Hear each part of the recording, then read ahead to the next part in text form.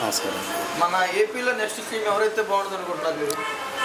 ఏపీలో next CM కూడా మా వైఎస్ జగన్మోహన్ రెడ్డి గారే అవ్వాలని చూస్తున్నాం. ఎందుకంటే ఆయన పరిపాలన నిజంగా చాలా అద్భుతం. పేదవారు ప్రతి ఒక్కరూ కూడా ఈ రోజున హ్యాపీగా ఉన్నారు. పేద మధ్యతరగతి కుటుంబాలందరూ కూడా చాలా సంతోషంగా ఉన్నారు. మరి ఇప్పుడు పథకాలు ఇవన్నీ అందక చాలా మంది ఇబ్బందులు పడుతున్నారని అంటున్నారు కదా సార్. పథకాలు అందకపోవడం అనేది ఏమీ లేదు. ఎక్కడైనా 100కి 99% పథకాలు అందరికీ అందుతున్నాయి. అర్హులైన అందరికీ అందుతున్నాయి. ఎక్కడైనా అరాకొర ఏదన్నా ఎవరి పేరు మీద బిల్డింగ్లు ఉండి కార్లు ఉండి ఎక్కువ ఆస్తులు ఉన్న వాళ్ళకి పథకాలు రావట్లేదు. తక్కువ ఉన్న వాళ్ళకి మ్యాక్సిమం ఉన్న వాళ్ళకి అందరికీ కూడా పథకాలు సంపూర్ణంగా అందుతున్నాయి. ఇలా పథకాలు అందించడం వల్ల ఆంధ్రప్రదేశ్ అంతా అప్పుల్లో ముంచేశారు జగన్ గారు అని అంటున్నారు కదండి. అప్పుల్లో ముంచేయడం అంటే చంద్రబాబు నాయుడు గారు గత పరిపాలనలో దగ్గర దాదాపు 2 లక్షల కోట్ల రూపాయలు ఆయన అప్పు చేశాడు. ఆ అప్పు ఎక్కడికి వెళ్ళిపోయింది? ఆయన సొంత జేబులోకి వెళ్ళిపోయిందని అనుకోవాలి. ఈ రోజున జగన్మోహన్ రెడ్డి గారు కూడా అప్పు చేశారు, చేయలేదు అనట్లేదు. కానీ ఆ డబ్బు అంతా కూడా నిరుపేదలకు మధ్యతరగతి కుటుంబాలకు అందరికీ కూడా పథకాల ద్వారా కేవలం పారదర్శకంగా మధ్యలో నాయకులు కూడా లేకుండా ఆన్లైన్ ద్వారా ప్రతి ఒక్కరికి అందుతున్నాయి. ఆయన అప్పు చేసింది ప్రజల కోసమే అప్పు చేశాడు, ప్రజలకే పెడుతున్నాడు. చంద్రబాబు నాయుడు లాగా గతంలో చేసిన అప్పు ఆయన ఏ జేబులో వేసుకున్నాడో, ఏ సింగపూర్లో హోటల్ కట్టాడో అది ప్రజలే గ్రహించాలి. ఇలా ఇవ్వడం వల్ల జనాలు సోమరపోతులు అవుతున్నారని చంద్రబాబు గారు అంటున్నారు. నిజంగా సోమరపోతులు అయ్యేది ఆ చంద్రబాబు నాయుడు, ఆ లోకేష్ బాబు. ఎందుకంటే ప్రజలు ఏదో ప్రభుత్వం పథకం ఇస్తుంది కదని చెప్పి ఎవరో కూడా ఇంట్లో కూర్చోరు. ఎవరి పని వాళ్ళు చేసుకుంటారు. ఆటో సోదరులు ఉన్నారు, ఆటో నడుపుకుంటారు. అలాగే వ్యవసాయ కూలీలు ఉన్నారు, వ్యవసాయం చేసుకుంటారు. అంతేగాని ఈ పథకాలు వస్తున్నాయి అని చెప్పి ఎవరో కూడా సోమరపోతులా తయారవరని మరొకసారి చెప్తున్నాం. ఇప్పుడు చంద్రబాబు గారు పవన్ కళ్యాణ్ గారు కలిసి పోటీ చేస్తున్నారు కదండి, గెలుస్తారని మీ అభిప్రాయం ఉందా? వాళ్ళు ఏదైతే ఈ పవన్ కళ్యాణ్ ఉన్నాడో ఆయన పార్టీ పెట్టిన కాడి నుంచి చంద్రబాబు బానిసగానే ఊడిగిని చేస్తున్నాడు. ఆయనకి వాళ్ళు కలిసి వస్తే అంత, కలిసి రాకపోతే అంత, ఇప్పుడు కలిసి పోటీ చేస్తే అంత. వైఎస్ఆర్ కాంగ్రెస్ పార్టీ ఒక ఎంట్రుకు ముక్క కూడా పీకలేరు. జగన్మోహన్ రెడ్డి గారు ఒక ఎంట్రుకు ముక్క కూడా పీకలేరు. ఈసారి మేము గెలిస్తే ఈసారి వైసీపీ వాళ్ళని రోడ్డు మీద ఉరికించి కొడతామని చంద్రబాబు గారు పవన్ కళ్యాణ్ గారు అంటున్నారు. అసలు గెలిస్తే కదా వాళ్ళకంటూ ఒక స్టామినా ఉందా? రాష్ట్రంలో ఒక ప్రజలకి పలానా పని చేయాలని ఒక పారదర్శకత ఉందా? వాళ్ళు గెలిచే కేవలం పగటి కళలు ఓన్లీ స్టేట్మెంట్లకే పరిమితం వాళ్ళు. నారా లోకేష్ గారు అంటున్నారు ఈసారి సైకిల్ వచ్చింది ఫ్యాన్ ఆగిపోద్ది అని అంటున్నారు కదా. ఆ ఫ్యాన్ ఆగిపోద్దో సైకిలే వస్తుందో వాళ్ళు పగటికల్లా అంటున్నారు. ఏదన్నా రాజకీయంలో సహజమే, వేరే పార్టీ ఓడిపోతుంది అన్నది సహజమే. అదే మాట ఏమంటారు మతిలేని ఆ లోకేష్ బాబు అలియాస్ పప్పు అనేనే ఉంటాడు. ఇక్కడ ఎమ్మెల్యే గారు ఎవరండి? ఇక్కడ స్థానిక శాసనసభ్యులు శ్రీ కారుమూరి వెంకట నాగేశ్వరరావు గారు, అలాగే రాష్ట్ర మంత్రివర్యులు కూడా.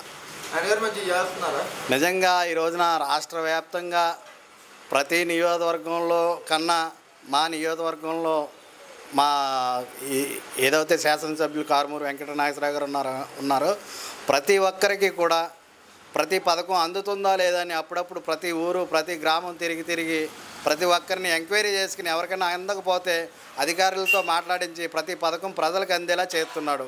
నెంబర్ 1 బ్రహ్మాండమైన పరిపాలన అందిస్తున్నాడు మా కారుమూరి నాగేశ్వరరావు గారు, అలాగే జగన్మోహన్ రెడ్డి గారు. పైన సీఎం గారు బాగానే చేస్తున్నారు కానీ మధ్యలో వీళ్ళు ఎమ్మెల్యేలు వీళ్ళంతా నాశనం చేస్తున్నారు అని అంటున్నారు కదా. నిజంగా జగన్మోహన్ రెడ్డి గారు ప్రతి పథకం కూడా ఆన్లైన్లో చేస్తున్నారు. ప్రతి పథకం ఆన్లైన్ ద్వారా ప్రజలకు అందుతుంది. మధ్యలో నాయకులు అది ఇది చేయడానికి ఏమీ లేదు. అదంతా కూడా ప్రతిపక్షాల కుట్ర. అయితే ఈసారి ఖచ్చితంగా జగన్ గారు వస్తారు. ఖచ్చితంగా ఈసారి కాదు, ఈసారి వస్తుంది, నెక్స్ట్ సారి వస్తుంది. మళ్ళా దాదాపు 25-30 సంవత్సరాలు ఇదే గవర్నమెంట్ ఉంటుందని 100% నమ్ముతున్నాం. ఖచ్చితంగా అదే జరుగుతుంది. దాదాపు 30 సంవత్సరాల పరిపాలన ఈ వైఎస్ జగన్మోహన్ రెడ్డి గారు ప్రజలకు అందిస్తారని సంపూర్ణంగా మద్దతు తెలుపుతున్నాం ఆయనకి. ఓకే నమస్తే అమ్మా. మన ఏపీలో నెక్స్ట్ సీఎం ఎవరైతే బాగుంటుంది అనుకుంటున్నారు మీరు? జగన్మోహన్ రెడ్డి అనుకుంటున్నాను. దేనికేనండి? ఎందుకంటే వెనకబడిన వాళ్ళందరినీ ముందుకు తీసుకొస్తున్నాడు కదా, దానికోసమా.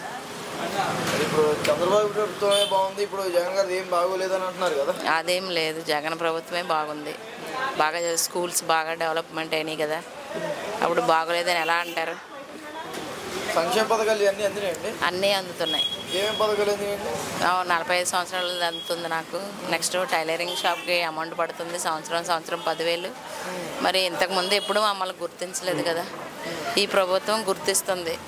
మరి ఈ పథకాలు అన్నీ ఇవ్వటం వల్ల జనాలు సోమరపోతులు అవుతున్నారని చంద్రబాబు గారు అంటున్నారు కదా. ఎవరు చెప్పారండి సోమరపోతులు అవుతున్నారని? చంద్రబాబు గారు అంటున్నారు. ఆయన అనుకుంటున్నాడు అంతే. ఆయన అనుకుంటే ప్రజలు ఆయన ఎందుకు గెలిపిస్తారు? మరి సోమరపోతులు ఎందుకు? ఎవరి పని వాళ్ళే చేసుకుంటున్నారు. ఈ పథకాలు వచ్చినాయని పడుకొని ఉంటున్నారా? పనులు చేయడం మానేసి? లేదు కదా, ఎవరి పని వాళ్ళే చేస్తున్నారు కదా. మరి ఇంకా ప్రాబ్లం ఏంటి? జగన్ ప్రభుత్వం వచ్చిన తర్వాత ఉద్యోగ అవకాశాలు అసలు ఎవరికి లేవు అని అంటున్నారు కదా. మరి వాలంటరీ వ్యవస్థ, సచివాలయం వ్యవస్థ వచ్చింది, ఎన్ని వేల పోస్టులు తీసాడు, అవన్నీ కనిపిస్తలేదా?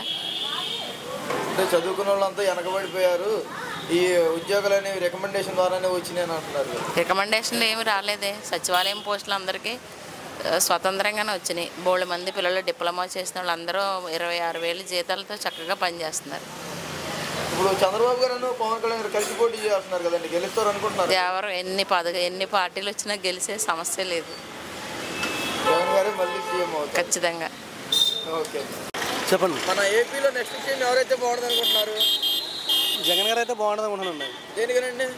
అంటే అందరికీ ఉపకారం చేస్తున్నారండి ఆయన. అది ప్రజలందరికీ ఉపకారం చేస్తున్నారు. అంటే సంక్షేమ పథకాలు ఇవన్నీ అందినాయండి మీకు? అందినాయండి. ఏమేమి పథకాలు?